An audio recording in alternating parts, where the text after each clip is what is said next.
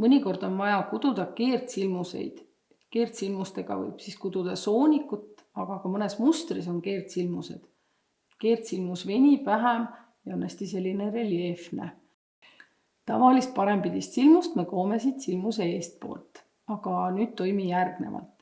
Pista parem varras silmusesse silmuse tagumisest poolest.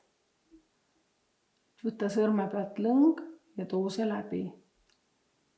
Et kui nüüd lähedalt vaadata, siis sa näed, et sellel silmusel on nagu rist peal. Ja see väldibki selle silmuse laiali venimist, et selle tõttu on ilus, kui sooniku parempidised silmused on näiteks keerdsilmused. Et pista siis varras paremalt vasakule silmuse tagumisest poolest sisse.